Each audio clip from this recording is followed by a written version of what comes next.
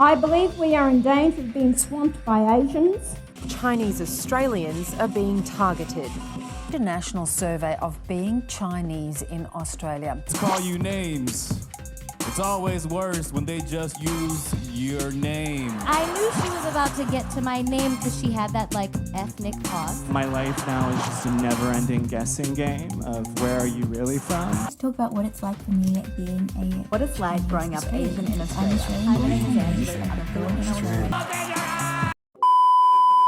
Immigrant parents dream that their children will find a place in their new home, and they willingly suffer hardships to serve that dream. That was certainly true of my parents, Jean Luen Yang.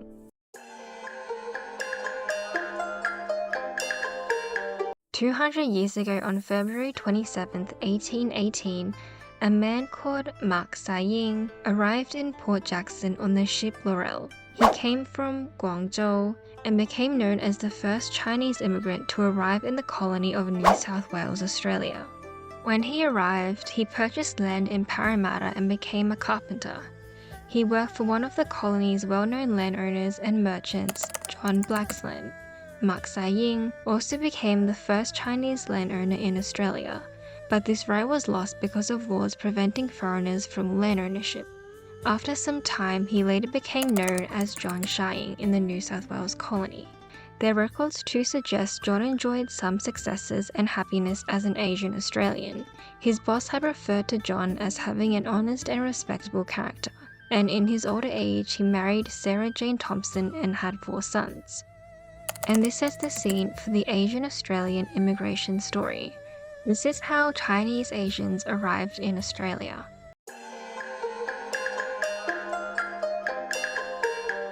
In the 19th century, there was a strong European demand for Chinese goods, but China required silver as a payment rather than products, which quickly drained the British.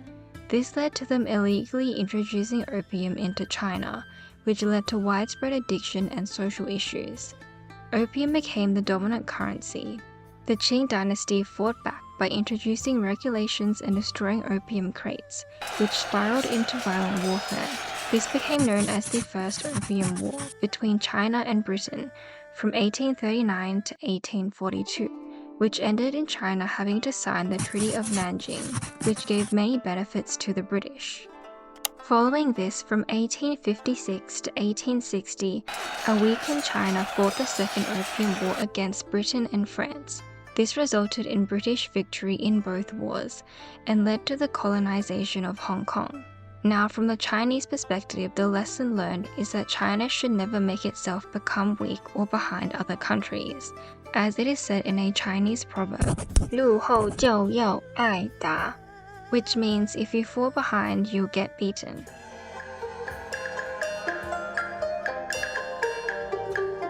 The gold rush begins in New South Wales, which led to one of the largest Chinese migrations to Australia. Since gold was discovered by Edward Hargraves in the country town of Orange, the news spread internationally. Thousands of people flocked to New South Wales and Victoria, seeking wealth and opportunity. 40,000 Chinese immigrants travelled by boat to work in the goldfields. They were largely sponsored migrant groups. Many left behind their family and friends, hoping to create a better life for themselves and support their families back home. But the reality was very different. The majority were unsuccessful, suffered a difficult life, and faced a lot of racial discrimination from the European settlers.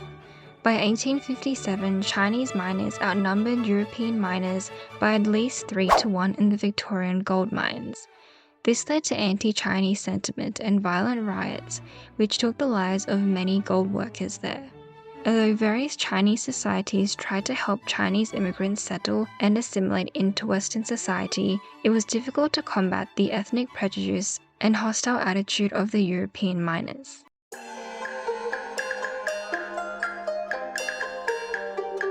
While most of the miners returned to China, roughly 50,000 Chinese people migrated to Australia.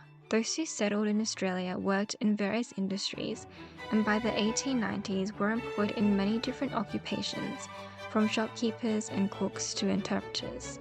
So the number of Chinese continued to grow, particularly in New South Wales, and by the 1900s they formed a significant part of the population. However, in 1901, there was an Immigration Restriction Act, which stopped migration. This new policy made new arrivals do a language dictation test, where it was expected the majority would not pass, to reduce the number of migrants staying in Australia.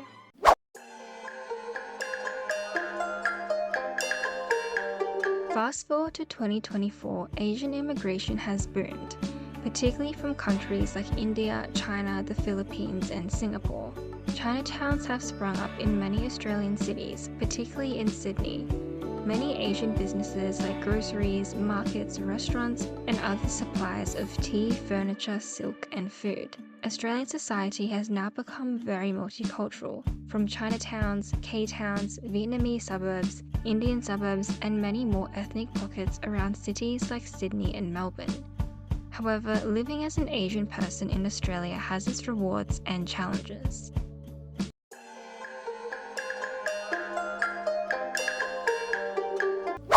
My parents are immigrants. They both came to Australia as international students and then worked in the Australian workplace. So because they have been here for so long, they are largely more culturally Australian, yet Chinese at their roots. Meanwhile, I was born and raised in Australia. So while I look Asian, I'm very familiar with Australian culture. My English is just like a native speaker, while my Cantonese is the equivalent of a 10-year-old, and I'm currently teaching myself Mandarin to connect more with my Chinese heritage. Oftentimes, as an Asian Australian, you feel a disconnect between your nationality and your ethnicity. You don't fully fit into Australian culture, but you don't fully connect with Asian culture either. You are in the middle of both the Eastern and Western world.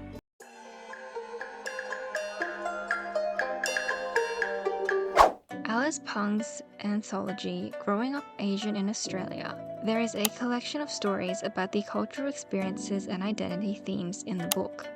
For example, the difficulties of juggling two languages growing up. Qisang, a Chinese Australian, recounts how over time she and her sisters stopped learning Chinese as they advanced in their Australian education.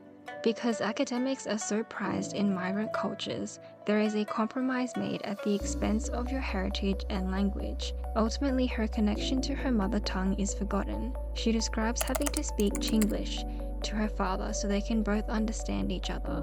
But she also feels a sense of loss and shame over not being able to speak her native language. On the other hand, Badami, an Indian Australian, recounts bullying over his non-white name, which made him resent his cultural background. This made him want to change his name to fit with his Caucasian peers. But this can also differ for second-generation migrants, or Australian-born Chinese, since they have the closest connection to their culture, but can also integrate well into Australian society, making them different from first-generation migrants. Law, an ABC, or Australian-born Chinese, has a typical Australian accent and spent his formative years immersed in the Australian way of life. He is very aware of the nuances in Australian culture and has a more Western lens of viewing the world, rather than an Eastern lens. Some would consider him to be a banana, Asian on the outside but white on the inside. Unrefined banana. Yellow on the outside or white on the inside. I know what a banana is.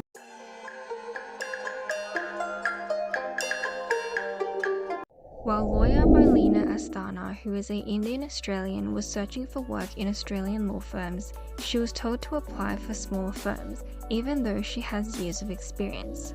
She had also heard other stories of doctors who had migrated to Australia and then went on to drive buses. But when Molina did get a top job in an Australian law firm, she was one of the only people of colour in the leadership team, which made her feel marginalised. Eventually, this made her feel isolated, which took a toll on her mental health, and she started to suffer from anxiety.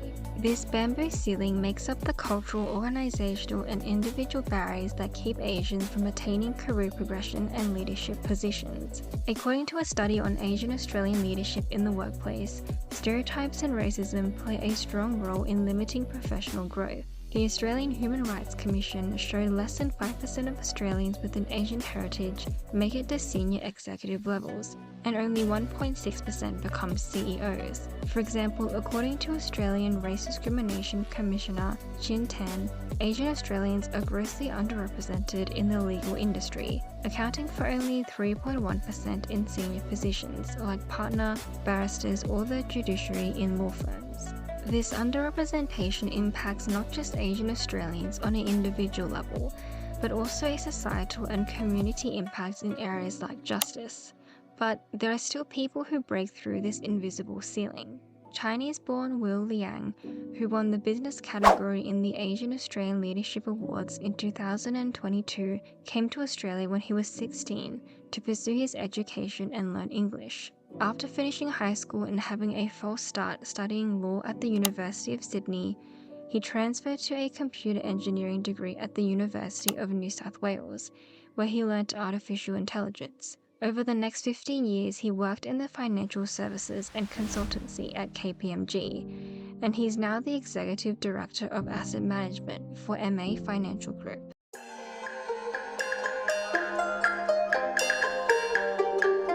With the rise of K-pop and anime in the West, East Asian culture has become more popular than ever.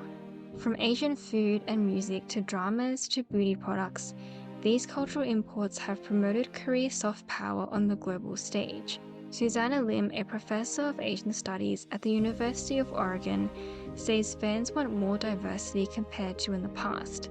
The growing interest in East Asian pop culture shows the cultural awareness in the US and the West. This has been promoted by the huge following in other Southeast Asian countries, like Indonesia, Thailand, Vietnam, and the Philippines. With K-pop including Western influences, it can feel both familiar and unfamiliar to Western audiences.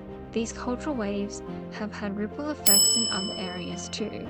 Enrollments in Japanese and Korean language schools increased in the US between 2013 and 2016. The K-pop group BTS has also helped inspire 1 in 13 tourists to visit South Korea in 2017. It was estimated that they would contribute 56.16 trillion South Korean won to the country's economy by 2023.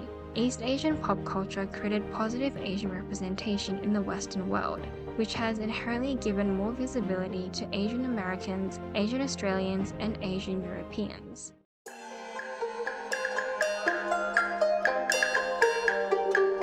Overall, growing up Asian Australian, you learn to accept the duality in your cultural identity. In some ways, I may never be fully accepted in either culture, but that means I get to choose the best parts of both cultures, from my Chinese side and my Australian side.